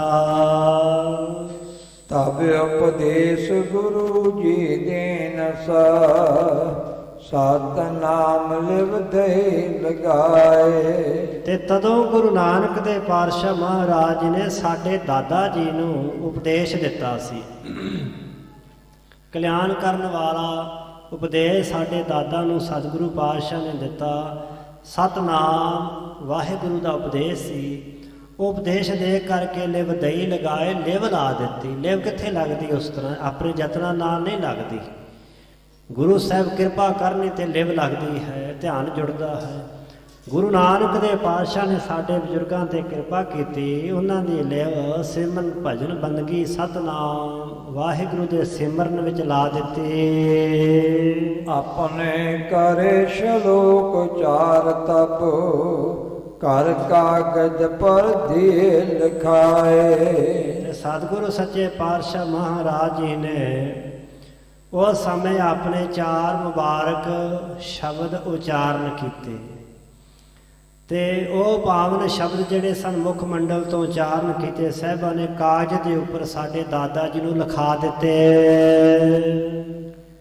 ਲਿਖੇ ਪਤਾਵੇਂ ਕੇ ਸੋ ਕਰਮਾ ਹੇਰ ਹਮੋ ਸੋ ਕੰਠ ਕਰਾਏ। ਆਪਣੇ ਜਿਹੜੇ ਚਾਰ ਸ਼ਲੋਕ ਸਾਹਿਬਾਂ ਨੇ ਲਿਖਾ ਦਿੱਤੇ ਸਨ ਕਾਗਜ਼ ਦੇ ਉੱਪਰ, ਸਤਿਗੁਰੂ ਸੱਚੇ ਪਾਤਸ਼ਾਹ ਜੀ ਦੀ ਅੰਮ੍ਰਿਤ ਬਾਣੀ ਦੇ ਸ਼ਲੋਕ ਲਿਖੇ ਪਤਾਮੇ ਕੇ ਸੋ ਘਰਮ ਹੈ। ਉਹ ਸਾਡੇ ਘਰ ਦੇ ਵਿੱਚ ਸਾਡੇ ਦਾਦਾ ਜੀ ਦੇ ਲਿਖੇ ਹੋਏ ਹਨ, ਜੋ ਗੁਰੂ ਸਾਹਿਬ ਜੀ ਦੀ ਬਾਣੀ ਹੈ। ਤੇ ਉਹ ਪਾਵਨ ਬਾਣੀ ਹੇਰ ਹਮੋ ਸੋ ਕੰਠ ਕਰਾਇਓ। ਵੇਖ ਕਰਕੇ ਉਹ ਪਾਵਨ ਬਾਣੀ ਅਸੀਂ ਉਹ ਬਾਣੀ ਕੰਠ ਕਰ ਲਈ। ਉਹ ਚਾਰੇ ਦੇ ਚਾਰੇ ਸ਼ਲੋਕ ਅਸੀਂ ਯਾਦ ਕਰ ਲਏ। ਚਿਨ ਮਹ ਦੰਬਨ ਕੰਦਨ ਕੀਨਸ ਉਰ ਕੋ ਸਾਚ ਸੁਲੇਖੇ ਪਾਏ। ਸੋ ਜਿਨ੍ਹਾਂ ਸ਼ਲੋਕਾਂ ਦੇ ਵਿੱਚ ਦੰਭ ਹੁੰਦਾ ਪਖੰਡ, ਪਖੰਡ ਦਾ ਨਿਕੰਦਨ ਖੰਡਨ ਕੀਤਾ, ਪਖੰਡ ਨੂੰ ਕੱਟਣਾ ਕੀਤਾ, ਪਖੰਡ ਦਾ ਸਾਹਿਬਾਂ ਨੇ ਖੰਡਨ ਕੀਤਾ ਹੈ। ਉਰ ਕੋ ਸਾਚ ਸੋ ਲੇਖੇ ਪਾਏ। ਜੋ ਹਿਰਦੇ ਦਾ ਸੱਚਾ ਹੈ ਉਹੀ ਭਾਈ ਰੱਬ ਦੇ ਘਰ ਵਿੱਚ ਲੇਖੇ ਵਿੱਚ ਪੈਂਦਾ ਹੈ। ਜਿਹਦਾ ਮਨ ਸੱਚਾ ਹੈ ਉਹਦੀ ਘਾਲ ਕਮਾਈ ਪ੍ਰਮਾਤਮਾ ਦੇ ਘਰ ਵਿੱਚ ਪ੍ਰਵਾਨ ਹੁੰਦੀ ਹੈ। ਪੜ੍ਹ ਪੁਸਤਕ ਅਰ ਸੰਧਿਆ ਵਾਦੰ ਇਤਿਆਦਿਕ ਪਟ ਦੇ ਸੁਨਾਏ। ਉਹ ਜਿਹੜੇ ਪਾਵਨ ਸ਼ਲੋਕ ਵਿਜੇ ਰਾਮ ਪੰਡਤ ਦੇ ਪ੍ਰਥਾਏ ਸਾਹਿਬਾਂ ਉਚਾਰਨ ਕੀਤੇ ਸਨ, ਉਹਨਾਂ ਭਰਾਵਾਂ ਨੇ ਪੜ੍ਹ ਕਰਕੇ ਸਤਿਗੁਰੂ ਸੱਚੇ ਪਾਤਸ਼ਾਹ ਮਹਾਰਾਜ ਜੀ ਨੂੰ ਸੁਣਾ ਦਿੱਤੇ ਹਨ। ਸੋ ਉਹ ਪਾਵਨ ਸ਼ਲੋਕ ਜਿਨ੍ਹਾਂ ਵਿੱਚ ਜੋ ਬਚਨ ਸਾਹਿਬਾਂ ਦਾ ਉਚਾਰਨ ਕੀਤਾ, ਪਰ ਪੁਸਤਕ ਸੰਧਿਆ ਬਾਦੰ ਸਿਲ ਪੂਜ ਸਬਗਲ ਸਮਾਦੰ ਮੁਖ ਝੂਠ ਭੂਖਨ ਸਾਰੰ ਤ੍ਰਿਪਾਲ ਤਿਹਾਲ ਵਿਚਾਰੰ ਗਲ ਧੋਤੀ ਤਿਲਕ ਕਪਾਟ। ਸੋ ਇਹ ਬਚਨ ਸਾਹਿਬਾਂ ਨੇ ਉਚਾਰਨ ਕੀਤੇ ਕਿ ਧੋਤੀ ਵੀ ਬੱਧੀ ਹੋਈ ਹੈ, ਮੱਥੇ ਤੇ ਤਿਲਕ ਵੀ ਲਾਇਆ ਹੈ, ਪੁਸਤਕ ਵੀ ਧਾਰਮਿਕ ਗ੍ਰੰਥ ਵੀ ਸੰਧਿਆ ਦੇ ਸਮੇਂ ਪੜ੍ਹਦਾ ਹੈ, ਪਰ ਕਰਦਾ ਪਖੰਡ ਹੈ ਤੇ ਪਖੰਡ ਨੂੰ ਪਰਮਾਤਮਾ ਦੇ ਘਰ ਵਿੱਚ ਕੋਈ ਥਾਂ ਕੋਈ ਜਗ੍ਹਾ ਨਹੀਂ ਹੈ। ਸੋ ਸ਼ਲੋਕ ਇਹਨਾਂ ਨੇ ਪੜ੍ਹ ਕਰਕੇ ਸੁਣਾਏ। ਪੜ੍ਹ ਪੁਸਤਕ ਅਰ ਸੰਧਿਆ ਬਾਦੰ ਇਤਿਆਦਿਕ ਪਠ ਦਏ ਸੁਣਾਏ। ਇਤਿਆਦਿਕ ਜਿਹੜੇ ਪਾਵਨ ਸ਼ਲੋਕ ਸਨ ਉਹ ਪੜ੍ਹ ਕਰਕੇ ਸਾਹਿਬਾਂ ਨੂੰ ਸੁਣਾ ਦਿੱਤੇ। ਤੁਮਨੇ ਕਰੇ ਸੋ ਹਮੈ ਲਿਖਾਵੋ ਨਾਹੇ ਤਾਂ ਦੀਜੈ ਅਵੈ ਬਣਾਏ। ਤੇ ਇਹ ਬੇਨਤੀ ਕਰਨ ਲੱਗੇ ਮਹਾਰਾਜ ਜਿਹੜੇ ਸ਼ਲੋਕ ਤੁਸੀਂ ਬਣਾਏ ਉਚਾਰਨ ਕੀਤੇ ਨੇ ਉਹ ਕਿਰਪਾ ਕਰਕੇ ਸਾਨੂੰ ਲਿਖਾ ਦੇਣਾ ਕਰੋ। ਤੇ ਜੇਕਰ ਤੁਸੀਂ ਨਹੀਂ ਸੰਸਕ੍ਰਿਤੀ ਦੇ ਸ਼ਲੋਕ ਬਣਾਏ ਤੇ ਕਿਰਪਾ ਕਰਕੇ ਉਚਾਰ ਦੇਵੋ। ਇਹ ਜਿਹੜੀ ਸੰਸਕ੍ਰਿਤੀ ਬਾਣੀ ਹੈ ਸੰਸਕ੍ਰਿਤ ਨਹੀਂ ਹੈ। ਕਈ ਅਣਜਾਣ ਨੂੰ ਸੰਸਕ੍ਰਿਤ ਸਮਝਦੇ, ਸੰਸਕ੍ਰਿਤ ਹੋਰ ਹੈ ਸੰਸਕ੍ਰਿਤੀ ਹੋਰ ਹੈ। ਸੰਸਕ੍ਰਿਤੀ ਦਾ ਅਰਥ ਹੈ ਸਾਧ ਭਾਖਾ, ਪ੍ਰਾਕਿਰਤਕ ਬੋਲੀ। ਉਹ ਬੋਲੀ ਜਿਹੜੀ ਉਸ ਸਮੇਂ ਆਮ ਲੋਕਾਂ ਦੇ ਵਿੱਚ ਬੋਲੀ ਜਾਂਦੀ ਪ੍ਰਚਲਿਤ ਸੀ। ਸੰਸਕ੍ਰਿਤੀ ਤਾਂ ਅੱਜ ਵੀ ਪਤਾ ਨਹੀਂ, ਸੰਸਕ੍ਰਿਤ ਤਾਂ ਗ੍ਰੰਥਾਂ 'ਚ ਲਿਖੀ ਪਈ ਹੈ, ਭਰੇ ਪਏ ਗ੍ਰੰਥ ਉਹ ਗ੍ਰੰਥਾਂ ਵਿੱਚ ਹੀ ਲਿਖੀ ਹੈ, ਲੋਕ ਨਹੀਂ ਬੋਲਦੇ। ਪੰਡਤ ਬੋਲਦਾ ਵੀ ਹੋਵੇ ਅੱਜ ਕੱਲ੍ਹ ਮੰਦਰ ਵਿੱਚ ਤੇ ਉਸ ਧਰਮ ਨੂੰ ਮੰਨਣ ਵਾਲੇ ਲੋਕਾਂ ਨੂੰ ਪਤਾ ਲੱਗਦਾ ਕਿ ਕੀ ਬੋਲ ਰਿਹਾ, ਕੀ ਕਹਿ ਰਿਹਾ ਹੈ। ਇਹੋ ਜਿਹੀ ਭਾਸ਼ਾ ਹੈ ਸੰਸਕ੍ਰਿਤ। ਪਰ ਇਹ ਹੈ ਸੰਸਕ੍ਰਿਤੀ, ਇਹ ਸਿੱਧੀ ਸਮਝ ਪੈ ਜਾਂਦੀ ਹੈ, ਬਹੁਤੇ ਕੋਈ ਔਖੇ ਅਰਥ ਨਹੀਂ ਹਨ। ਸੋ ਸਤਿਗੁਰੂ ਸੱਚੇ ਪਾਤਸ਼ਾਹ ਜੀ ਕਿਰਪਾ ਕਰੋ, ਜਿਵੇਂ ਸਾਡੇ ਬਜ਼ੁਰਗਾਂ ਦੇ ਪ੍ਰਥਾਏ ਸੰਸਕ੍ਰਿਤੀ ਬਾਣੀ ਦੇ ਸ਼ਲੋਕ ਉਚਾਰੇ ਸਨ ਵੱਡੇ ਸਾਹਿਬਾਂ ਗੁਰੂ ਨਾਨਕ ਦੇ ਪਾਤਸ਼ਾਹ ਮਹਾਰਾਜ ਜੀ ਨੇ, ਸਾਡੇ ਭਲੇ ਵਾਸਤੇ ਉਹ ਪਾਵਨ ਸ਼ਲੋਕ ਜੋ ਆਪ ਜੀ ਨੇ ਉਚਾਰਨ ਕੀਤੇ ਸਾਨੂੰ ਲਿਖਾ ਦੇਵੋ। ਜੇਕਰ ਨਹੀਂ ਉਚਾਰਨ ਕੀਤੇ ਤੇ ਕਿਰਪਾ ਕਰਕੇ ਸਾਡੇ ਪਰਥਾਏ ਉਹ ਪਾਵਨ ਸ਼ਲੋਕ ਉਚਾਰਨ ਕਰੋ ਜੀ। ਜਿਸ ਤੇ ਗੁਰਮਤਿ ਕੋ ਹਮ ਧਰ ਗਏ, ਸਤਿਨਾਮ ਭਜ ਪ੍ਰਭੂ ਪ੍ਰਭ ਗੁਣ ਗਾਏ। ਜਿਸ ਕਰਕੇ ਅਸੀਂ ਜਿਸ ਉਪਦੇਸ਼ ਨੂੰ ਸੁਣ ਕੇ ਅਸੀਂ ਗੁਰਮਤਿ ਨੂੰ ਧਾਰਨ ਕਰਕੇ ਸਤਨਾਮ ਵਾਹਿਗੁਰੂ ਦੇ ਨਾਮ ਦਾ, ਪਰਮੇਸ਼ਰ ਦੇ ਨਾਮ ਦਾ, ਪ੍ਰਭੂ ਦੇ ਗੁਣਾਂ ਦਾ ਗਾਇਨ ਕਰਦੇ, ਉਹਦਾ ਭਜਨ ਕਰ ਸਕੀਏ, ਉਹਦਾ ਸਿਮਰਨ ਕਰ ਸਕੀਏ। ਸਾਰੇ ਕਰੋ ਉਪਦੇਸ਼ਨ ਸ੍ਰੀ ਗੁਰ, ਔਰ ਉਜਲ ਜਿਸ ਤੇ ਹੋਏ ਜਾਏ। ਕਿਰਪਾ ਕਰਕੇ ਸਾਰ ਉਪਦੇਸ਼ਨ, ਸਾਰ ਹੁੰਦੇ ਸ੍ਰੇਸ਼ਟ ਉਪਦੇਸ਼ਾਂ ਨੇ ਤਾਈਂ ਸਾਡੇ ਤਾਈਂ ਕਰਨਾ ਕਰੋ, ਜਿਨ੍ਹਾਂ ਆਪ ਜੀ ਦੇ ਪਾਵਨ ਉਪਦੇਸ਼ਾਂ ਨੂੰ ਸੁਣ ਕੇ ਸਾਡਾ ਹਿਰਦਾ ਜਿਹੜਾ ਉਜਲ ਹੋ ਜਾਵੇ, ਹਿਰਦਾ ਜਿਹੜਾ ਪਵਿੱਤਰ ਹੋ ਜਾਵੇ, ਆਤਮਾ ਚਮਕ ਜਾਵੇ, ਮੁਖ ਮਸਤਕ ਵੀ ਸ਼ੁਭ ਗੁਣਾਂ ਨਾਲ ਚਮਕਣ ਲੱਗ ਪਵੇ। ਸ਼੍ਰੀ ਮੁਖ ਸੰਗ ਸਲੋਕ ਰਚੋ ਵਰ, ਸਹਿ ਸਕਤੀ ਕੀ ਰੀਤ ਪਾਏ। ਤੇ ਮਹਾਰਾਜ ਜੀ ਆਪਣੇ ਸੁਭਾਏਮਾਨ ਮੁਖ ਤੋਂ ਸਹਿਸਕ੍ਰਿਤੀ ਕੀ ਰੀਤੀ ਪਾਏ। ਜੋ ਸਹਿਸਕ੍ਰਿਤੀ ਸਾਧ ਭਾਖਾ ਪ੍ਰਾਕਿਰਤਕ ਬੋਲੀ ਹੈ, ਉਸ ਬੋਲੀ ਦੇ ਵਿੱਚ ਇਹ ਪਾਵਨ ਸ਼ਲੋਕ ਆਪ ਜੀ ਸ੍ਰੇਸ਼ਟ ਉੱਤਮ ਸ਼ਲੋਕ ਉਚਾਰਨ ਕਰੋ ਜੀ। ਸੋਨ ਦੇ ਜਵਰ ਤੇ ਪ੍ਰੀਤ ਹੇਰ ਕਰ, ਸ਼੍ਰੀ ਨਾਨਕ ਜੀ ਤਵੈ ਬਨਾਏ। ਗਰੀਬ ਨਵਾਜ ਧੰਨ ਗੁਰੂ ਅਰਜਨ ਦੇਵ ਸੱਚੇ ਪਾਤਸ਼ਾਹ ਜੀ ਨੇ ਸੁਣ ਦਿਜ ਭਰਤੇ, ਉਹਨਾਂ ਪੰਡਤਾਂ ਦੇ ਕੋਲੋਂ ਸੁਣ ਕਰਕੇ ਉਹਨਾਂ ਦੀ ਪ੍ਰੀਤ ਹੇਰ ਕਰ, ਸੋਹਣੀ ਸ੍ਰੇਸ਼ਟ ਉੱਤਮ ਪ੍ਰੀਤੀ ਹੇਰ ਵੇਖ ਕਰਕੇ ਸ਼੍ਰੀ ਅਰਜਨ ਜੀ ਤਵੇ ਬਣਾਏ। ਸ਼੍ਰੀ ਗੁਰੂ ਅਰਜਨ ਦੇਵ ਪਾਤਸ਼ਾਹ ਜੀ ਨੇ ਪਾਵਨ ਸ਼ਲੋਕ ਤਦੋਂ ਬਣਾਏ, ਉਚਾਰਨ ਕੀਤੇ। ਸਭ ਸਲੋਕੇ ਸਹਸ ਕਰਿਤੀ ਮਹ, ਬਹੁਰੋ ਗਾਥਾ ਰਚਰ ਸੁਹਾਏ। ਸਾਰੇ ਜਿਹੜੇ ਸ਼ਲੋਕ ਸਨ ਇਹਨਾਂ ਦੀ ਗਿਣਤੀ 67 ਹੈ। ਸਤਿਗੁਰੂ ਅਰਜਨ ਦੇਵ ਪਾਤਸ਼ਾਹ ਨੇ ਉਚਾਰਨ ਕੀਤੇ ਸਹਿਸਕ੍ਰਿਤੀ ਮੈਂ। ਇਹਨੂੰ ਸੰਸਕ੍ਰਿਤ ਨਹੀਂ ਲਿਖਿਆ, ਸਹਿਸਕ੍ਰਿਤੀ ਹੋਰ ਹੈ, ਸੰਸਕ੍ਰਿਤ ਹੋਰ। ਇੱਥੇ ਫਿਰ ਭਾਈ ਸਾਹਿਬ ਜੀ ਨੇ ਉਹੀ ਸ਼ਬਦ ਵਰਤੇ ਨੇ, ਸਹਿਸਕ੍ਰਿਤੀ ਮਹਿ ਬਹੁਰੋ ਗਾਥਾ ਰੁਚਰ ਸੁਹਾਏ। ਸ਼ਲੋਕ ਉਚਾਰਨ ਕਰਕੇ ਸਾਹਿਬਾਂ ਨੇ ਸਹਿਸਕ੍ਰਿਤੀ ਦੇ, ਫਿਰ ਗਾਥਾ ਜਿਹੜਾ ਹੈ ਉਹ ਵੀ ਸਹਿਸਕ੍ਰਿਤੀ ਬੋਲੀ ਦੇ ਵਿੱਚ ਹੀ ਸਾਹਿਬਾਂ ਨੇ ਉਚਾਰਨ ਕੀਤਾ। ਸੋ ਇਹਨਾਂ ਦੋਵਾਂ ਪਾਵਨ ਬਾਣੀਆਂ ਦੇ ਨਾਮ ਸਤਿਗੁਰੂ ਪਾਤਸ਼ਾਹ ਨੇ ਉੱਪਰ ਸਲੇਖ ਲਿਖੇ ਨੇ, ਸਹਿਸਕ੍ਰਿਤੀ ਸ਼ਲੋਕ ਤੇ ਗਾਥਾ ਸ਼ਲੋਕ। ਸੋ ਇਸ ਤਰ੍ਹਾਂ ਇਹ ਦੋ ਪਾਵਨ ਬਾਣੀਆਂ ਸਾਹਿਬਾਂ ਨੇ ਸੋਹਣੀਆਂ ਉਚਾਰਨ ਕੀਤੀਆਂ। ਸੁਨ ਵੈ ਭਾਰਤ ਆਨੰਦਤ ਹੈ ਕਰ, ਗੁਰ ਕੇ ਚਰਨ ਰਹੇ ਲਪਟਾਏ। ਸੁਣ ਕਰਕੇ ਸਾਹਿਬਾਂ ਦੇ ਕੋਲੋਂ ਦੋਵੇਂ ਭਰਾ ਜਿਹੜੇ ਸਨ ਬੜੇ ਆਨੰਦਿਤ ਹੋਏ, ਬੜੇ ਖੁਸ਼ ਪ੍ਰਸੰਨ ਹੋਏ। ਦੋਵੇਂ ਹੀ ਸਾਹਿਬ ਸੱਚੇ ਪਾਤਸ਼ਾਹ ਗੁਰੂ ਅਰਜਨ ਦੇਵ ਪਾਤਸ਼ਾਹ ਦੇ ਚਰਨਾਂ ਨਾਲ ਲਿਪਟ ਗਏ। ਪਿਆਰ ਵਿੱਚ ਹਿਰਦਾ ਭਿੱਜ ਗਿਆ, ਅੰਦਰ ਦੀ ਥੋੜ੍ਹੀ ਬਾਅਦ ਜਿਹੜੀ ਮੈਲ ਹੈਗੀ ਸਾਰੀ ਧੁੱਪ ਗਈ। ਉਹ ਬਾਣੀ ਸੁਣ ਕਰਕੇ ਹਿਰਦਾ ਸ਼ੁੱਧ ਪਵਿੱਤਰ ਹੋ ਗਿਆ। ਸਤਿਗੁਰੂ ਅਰਜਨ ਦੇਵ ਪਾਤਸ਼ਾਹ ਦੇ ਚਰਨ ਫੜ ਲੈ। ਪ੍ਰਭੂ ਪ੍ਰੇਮ ਕੋ ਰਸ ਜਿਨ ਆਇਓ, ਸਤਿਨਾਮ ਸਿਮਰਨ ਮਨ ਪਾਏ। ਪ੍ਰਭੂ ਪਰਮਾਤਮਾ ਦੇ ਪ੍ਰੇਮ ਦਾ ਰਸ ਜਿਨ੍ਹਾਂ ਦੋਵਾਂ ਭਰਾਵਾਂ ਨੂੰ ਆ ਗਿਆ। ਬਾਣੀ ਸੁਣਦਿਆਂ ਸੁਣਦਿਆਂ ਦੋਵਾਂ ਨੂੰ ਰਸ ਆ ਗਿਆ, ਕਿਸੇ ਅਕਹੇ ਪ੍ਰੇਮ ਦੇ ਰਸ ਵਿੱਚ ਲੀਨ ਹੋ ਗਏ। ਸਤਿਨਾਮ ਸਿਮਰਨ ਮਨ ਭਾਏ। ਸਤਿਨਾਮ ਵਾਹਿਗੁਰੂ ਦਾ ਸਿਮਰਨ ਜਿਹੜਾ ਸੀ ਮਨ ਨੂੰ ਭਾਏ, ਮਨ ਨੂੰ ਚੰਗਾ ਲੱਗਾ। ਜਿੱਥੇ ਅੱਗੇ ਬੰਦੇ ਦੇ ਮਨ ਨੂੰ ਵਿਕਾਰ ਔਗਣ ਚੰਗੇ ਲੱਗਦੇ ਨੇ, ਪਰ ਜਦੋਂ ਗੁਰੂ ਦੀ ਕਿਰਪਾ ਹੋਵੇ ਫਿਰ ਸਿਮਰਨ ਚੰਗਾ ਲੱਗਦਾ, ਸਿਮਰਨ ਵਿੱਚੋਂ ਰਸ ਆਉਂਦਾ, ਆਨੰਦ ਆਉਂਦਾ ਹੈ। ਦੋਵਾਂ ਭਰਾਵਾਂ 'ਤੇ ਕਿਰਪਾ ਹੋ ਗਈ ਸਾਹਿਬਾਂ ਦੀ। ਸਤਿਨਾਮ ਵਾਹਿਗੁਰੂ ਦਾ ਸਿਮਰਨ ਜਿਹੜਾ ਸੀ ਮਨ ਜਿਹਨੂੰ ਬੜਾ ਭਾਇਆ, ਚੰਗਾ ਲੱਗਾ। ਜਵੈ ਬੰਦਨਾ ਕੀਨ ਸਗੁਰ ਪਗ, ਮਨ ਮਹਿ ਬਯੋ ਆਨੰਦ ਬਲੰਦਾ। ਜਦੋਂ ਇਹਨਾਂ ਦੋਵਾਂ ਭਰਾਵਾਂ ਨੇ ਸਾਹਿਬਾਂ ਦੇ ਚਰਨਾਂ ਤੇ ਮੱਥਾ ਟੇਕਿਆ ਤੇ ਹੋਰ ਜ਼ਿਆਦਾ ਕਿਰਪਾ ਹੋ ਗਈ, ਹੋਰ ਆਨੰਦ ਵਿੱਚ ਚਲੇ ਗਏ। ਮਨ ਮਹਿ ਬਧਿਓ ਆਨੰਦ ਬਿਲੰਦ। ਬਿਲੰਦ ਹੁੰਦਾ ਬਹੁਤਾ, ਬਹੁਤ ਹੀ ਜ਼ਿਆਦਾ ਇਹਨਾਂ ਦੇ ਮਨ 'ਚ ਆਨੰਦ ਵਧਿਆ ਜਦੋਂ ਗੁਰੂ ਅਰਜਨ ਦੇਵ ਪਾਤਸ਼ਾਹ ਦੇ ਚਰਨਾਂ ਦੀ ਛੋਹ ਮਿਲੀ। ਅੰਦਰ ਘਟਨਾ ਘਟ ਗਈ, ਅੰਦਰ ਦਾ ਸਾਰਾ ਕੁਝ ਜਿਹੜਾ ਸੀ ਨਾ ਉਹ ਬਦਲ ਹੀ ਗਿਆ। ਗੁਰੂ ਸਾਹਿਬ ਦੇ ਮੁਬਾਰਕ ਚਰਨਾਂ ਦੀ ਛੋਹ ਮਿਲਦਿਆਂ ਸਾਰੀ ਕਾਇਆ ਪਲਟ ਹੋ ਗਈ।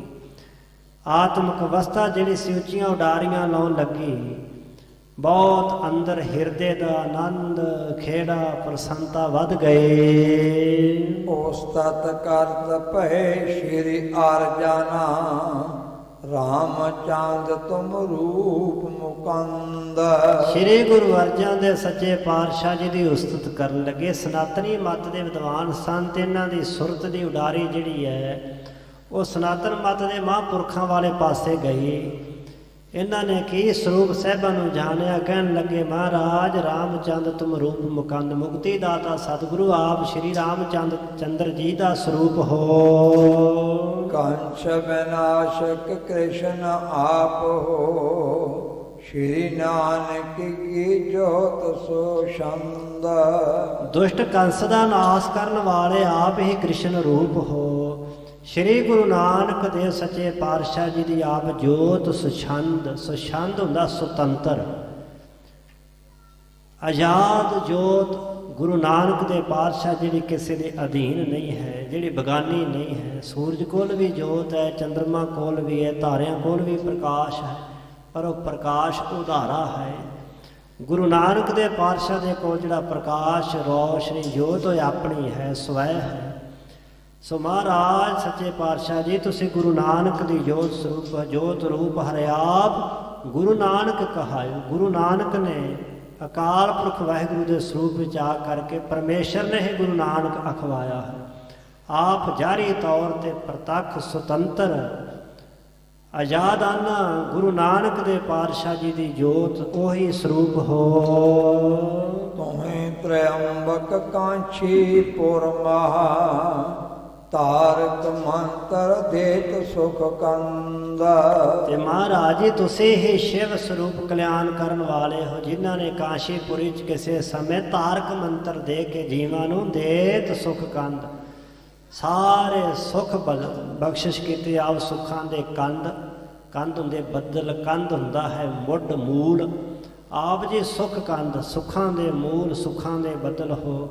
ਆਪ ਜੀ ਨੇ ਹੀ ਤਾਰਕ ਮੰਤਰ ਦੇ ਕੇ ਜੀਵਾਂ ਦੀ ਕਲਿਆਣ ਕੀਤੇ। ਤੁਰੇ ਰਹੋ ਨਹਿ ਜਾਣ ਸਕੈ ਸਭ ਜਿਸ ਪਰ ਆਪ ਹੋਤ ਅਨਕੂਲ। ਆਪ ਜੀ ਦੁਰੇ ਰਹੋ, ਛੁਪੇ ਰਹਿੰਦੇ, ਲੁਕੇ ਰਹਿੰਦੇ ਹੋ, ਨਾ ਜਾਣ ਸਕੇ ਸਭ। ਸਾਰੇ ਨਹੀਂ ਤੁਹਾਨੂੰ ਜਾਣ ਸਕਦੇ, ਨਹੀਂ ਸਮਝ ਸਕਦੇ।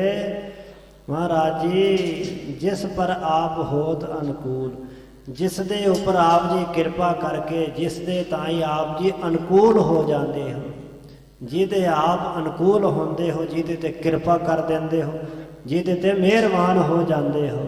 ਅਨੁਕੂਲ ਦਾ ਕੀ ਅਰਥ ਹੁੰਦਾ? ਅਨਸਾਰੀ ਹੋ ਜਾਣਾ। ਸੋ ਜਿਹਦੇ ਆਪ ਅਨਸਾਰੀ ਹੋ ਜਾਂਦੇ, ਭਾਵ ਮਿਹਰਬਾਨ ਹੁੰਦੇ ਹੋ, ਜਿਹਦੇ ਉੱਪਰ ਕਿਰਪਾ ਕਰ ਦਿੰਦੇ ਹੋ। ਸੋ ਰਾਬਰ ਕੋ ਰੂਪ ਪਛਾਨਾ ਏਕਤ ਹੋਈ ਸਭ ਜਗ ਕੋ ਮੂਲ।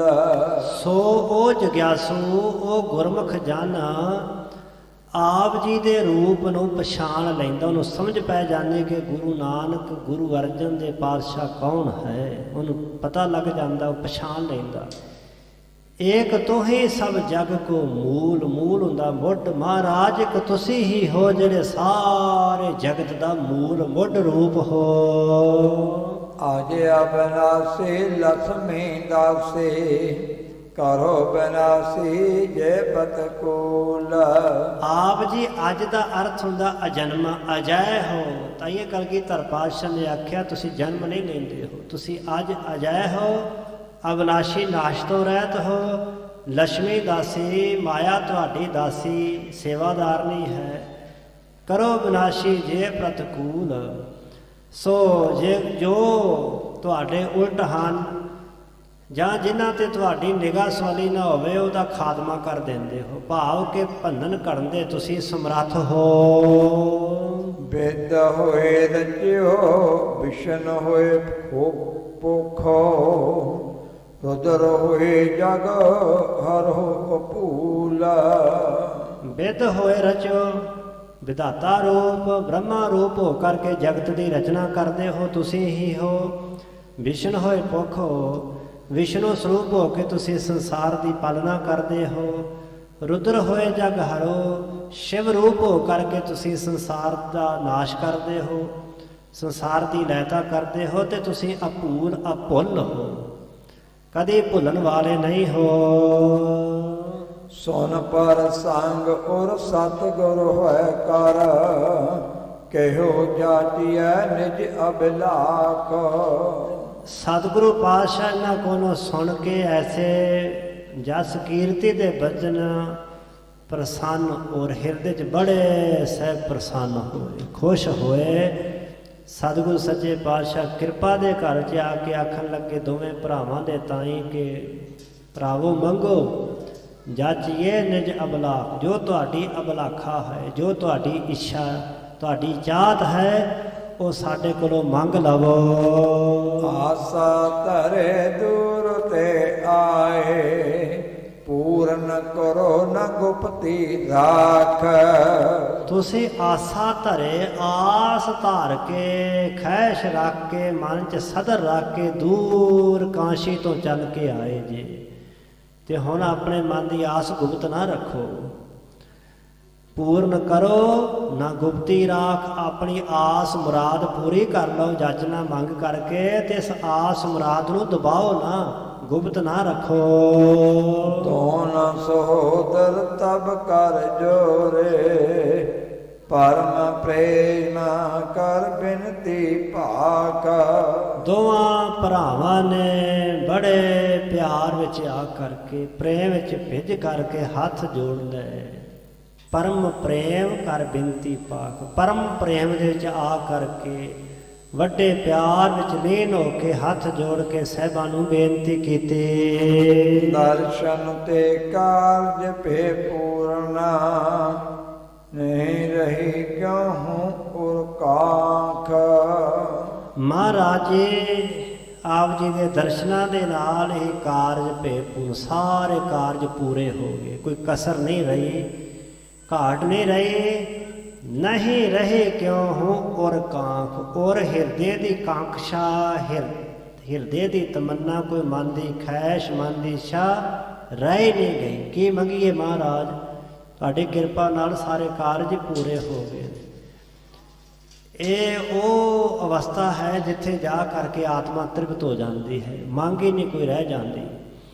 ਸੋ ਉਸ ਅਵਸਥਾ ਵਿੱਚ ਟਿਕੇ ਹੋਏ ਆਖਣ ਲੱਗੇ ਮਹਾਰਾਜ ਨਹੀਂ ਰਹੇ ਕਿਉਂ ਹੂੰ ਹੋਰ ਕਾਗ। ਸੰਸਾਰ ਦੇ ਕਿਸੇ ਪਦਾਰਥ ਦੀ, ਕਿਸੇ ਵਸਤੂ ਦੀ ਮੰਗ ਕਰਨ ਦੀ, ਇੱਛਾ ਕਰਨ ਦੀ ਮਹਾਰਾਜ ਕੋਈ ਇੱਛਾ ਹੀ ਨਹੀਂ ਰਹੀ, ਕੋਈ ਚਾਹਤ ਹੀ ਮਨ ਵਿੱਚ ਕਾਂਖਸ਼ਾ ਨਹੀਂ ਰਹੇ। ਆਪਨੋ ਸਿਦਕ ਸਦਾ ਉਰ ਦੇਵੋ, ਜਗਤ ਕੋ ਬੰਧਨ ਸਰਬ ਮਿਟਾਏ। ਆਪਣਾ ਸਿਦਕ ਬਖਸ਼ੋ। ਸਿਦਕ ਦਾ ਆਖਰੀ ਅਰਥ ਹੁੰਦਾ ਸ਼ਰਧਾ, ਵਿਸ਼ਵਾਸ, ਭਰੋਸਾ ਬਖਸ਼ੋ ਮਹਾਰਾਜ।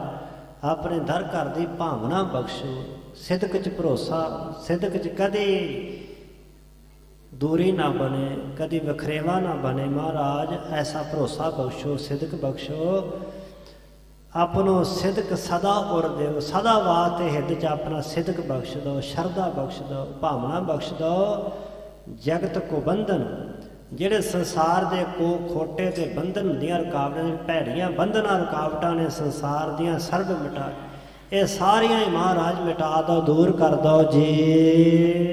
ਚਰਨ ਆਪ ਕੇ ਮਨ ਮੈਂ ਵਾਸੈ, ਨਿਸ ਦਿਨ ਸਿਮਰੈ ਹਰ ਗੁਣ ਗਾਏ। ਆਪ ਜੀ ਦੇ ਪਾਵਨ ਚਰਨ ਕਮਲ ਸਾਡੇ ਮਨ ਵਿੱਚ ਵਸਦੇ, ਜਾਂ ਤੇ ਰਾਤ ਦਿਨ ਮਹਾਰਾਜ ਅਸੀਂ ਆਪ ਜੀ ਦੇ ਹਰੀ ਦੇ ਗੁਣ ਗਾਉਂਦੇ ਹੋਏ ਜੀਵਨ ਨੂੰ ਸਫਲ ਕਰ ਸਕੀਏ। ਅਕਾਲ ਪੁਰਖ ਦੀ ਸਿਫਤ ਸਲਾਹ ਕਰਦੇ ਰਹੀਏ। ਸੁਨ ਸਤ ਗੁਰੂ ਕਹਿਓ ਤਥਾ ਸਤ, ਬਰ ਕੋ ਪਾਏ ਰਹੇ ਹਰ ਖਾਏ। ਸਾਹਿਬਾਂ ਨੇ ਇਹਨਾਂ ਦੀ ਬੇਨਤੀ ਸੁਣ ਕੇ ਤਥਾ ਸਤ ਆਖਿਆ, ਕਿ ਜਿਵੇਂ ਤਥਾ ਵਸਤੂ ਕਿਹਾ ਜਾਂਦਾ ਇਸੇ ਤਰ੍ਹਾਂ ਕਿਹਾ ਸਾਹਿਬਾਂ ਤਥਾ ਸਤ। ਉਸੇ ਤਰ੍ਹਾਂ ਹੋਵੇਗਾ ਜਿਵੇਂ ਤੁਸੀਂ ਇੱਛਾ ਕੀਤੀ ਹੈ, ਐਸਾ ਇਹਨਾਂ ਨੇ ਵਰ ਪਾ ਕੇ ਬਰ ਕੋ ਪਾਏ ਰਹੇ ਹਰ ਖਾਏ, ਬੜੇ ਖੁਸ਼ ਹੋ ਰਹੇ ਹਨ, ਪ੍ਰਸੰਨ ਹੋਏ। ਕੇਤਕ ਦਿਨ ਵਸ ਕਰ ਅੰਮ੍ਰਿਤ ਸਰ, ਹੋਏ ਪੁਨ ਬਿਦਾ ਗਏ ਨਿਜ ਥਾਏ। ਕੇਤਕ ਦਿਨ ਕਈ ਦਿਨ, ਕੇਤਕ ਦਾ ਅਰਥ ਕੁਝ ਕੁ ਵੀ ਹੁੰਦਾ, ਕੁਝ ਕੁ ਦਿਨ ਸ਼੍ਰੀ ਅੰਮ੍ਰਿਤਸਰ ਸਾਹਿਬ ਰਹਿ ਕਰਕੇ ਵਸ ਕਰਕੇ ਫਿਰ ਸਾਹਿਬਾਂ ਕੋਲੋਂ ਵਿਦਾ ਹੋ ਕੇ ਆਗਿਆ ਲੈ ਕੇ ਗਏ ਨਿਜ ਥਾਏ, ਆਪਣੇ ਥਾਂ ਕਾਂਸ਼ੀਪੁਰੀ ਵਿੱਚ ਵਾਪਸ ਚਲੇ ਗਏ। ਪੰਚਮ ਗੁਰਦੇਵ ਦੇ ਕੋਲੋਂ ਪਾਵਨ ਉਪਦੇਸ਼ ਗ੍ਰਹਿਣ ਕਰਕੇ ਨਿਹਾਲ ਹੋ ਕਰਕੇ ਗਏ, ਉੱਚੀ ਆਤਮਿਕ ਅਵਸਥਾ ਦੇ ਧਾਰਨੀ ਹੋ ਕਰਕੇ ਗਏ, ਜੀਵਨ ਸਫਲ ਹੋ ਗਿਆ। ਜਿਵੇਂ ਭਾਈ ਸਾਹਿਬ ਅੱਗੇ ਸੁਣਾਉਣਗੇ ਸੁਣਾਂਗੇ, ਇੱਥੋਂ ਤੱਕ ਵਿਚਾਰ ਕਰਦਿਆਂ ਹੋਈਆਂ ਭੁੱਲਾਂ ਦੀ ਮਾਫੀ। ਸਤਿਗੁਰੂ ਪਾਤਸ਼ਾਹ ਜੀ ਗੁਰੂ ਕੀ ਸੰਗਤ ਬਖਸ਼ਨਹਾਰ ਜੀ ਬਖਸ਼ ਲੈਣ ਅੱਗੇ ਵਾਸਤੇ ਸਮਤ ਬਖਸ਼ਣੀ ਜੀ। ਅੰਤਲੀਆਂ 2 ਪੰਕਤੀਆਂ ਪੜ੍ਹ ਕਰਕੇ ਵਾਹਿਗੁਰੂ ਗੁਰ ਮੰਤਰ ਦਾ ਜਾਪ ਕਰਦਿਆਂ ਹੋਇਆਂ ਸਮਾਪਤੀ ਹੈ ਜੀ। ਸੁਨੰਤ ਸਤਿਗੁਰੂ ਕਹਿਓ ਤਥਾ ਸਤ, ਬਾਰ ਕੋ ਪਾਏ ਰਹੇ ਹਰ ਖਾਏ। ਕੇਤਕ ਦਿਨ ਵਸ ਕਰ ਅੰਮ੍ਰਿਤਸਰ, ਹੋਏ ਪੁਨ ਬਿਦਾ ਗਏ ਨਿਜ ਥਾਏ। ਵਾਹਿਗੁਰੂ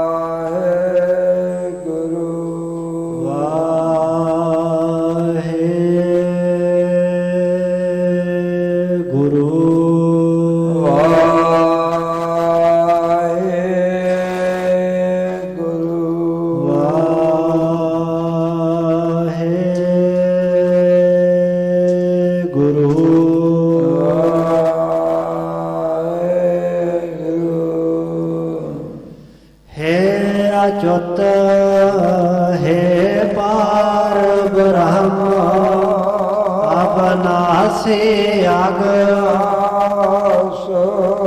ਹੈ ਪੂਰਨ ਹੈ ਸਰਬ ਦੁਖ ਪੰਜਨ ਤਾਸ ਹੈ ਸੰਗੀ ਹੈ ਨਿਰੰਕਾਰ ਗੁਣ ਸਭ ਕੋ ਹੈ ਗੋਬਿੰਦਾ ਹੈ ਗੁਣ ਨਿਦਾਨ ਜਾ ਕੈ ਸਦਾ ਵੇਕ ਹੈ ਅਪਰੰਪਰ ਹਰ ਹਰੇ ਹੈ ਬਿਹੋਨ ਹਾਰ ਹੈ ਸੰਤ ਕੈ ਸਦਾ ਸੰਗ ਦੇਦਾਰਾ ਹੈ ਠਾਰ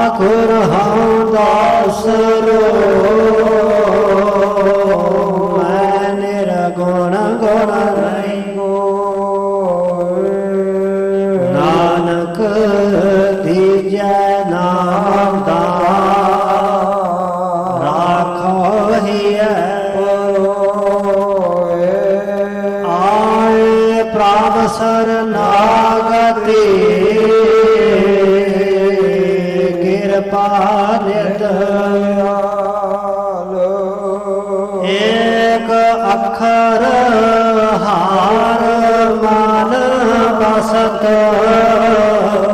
ਨਾਨਕ ਹੋਤ ਨਿਹਾਲ। ਵਾਹਿਗੁਰੂ ਨਾਮ ਜਹਾਜ ਚੜ੍ਹੇ ਸੋ ਉਤਰੇ ਜੋ ਸ਼ਰਧਾ ਕਰ ਸੇਵਾ ਦੇ ਗੁਰ ਪਾਰੇ ਉਤਾਰਨ। ਜੋ ਸ਼ਰਧਾ ਕਰ ਸੇਵਾ ਦੇ ਗੁਰ ਪਾਰੇ ਉਤਾਰਨ।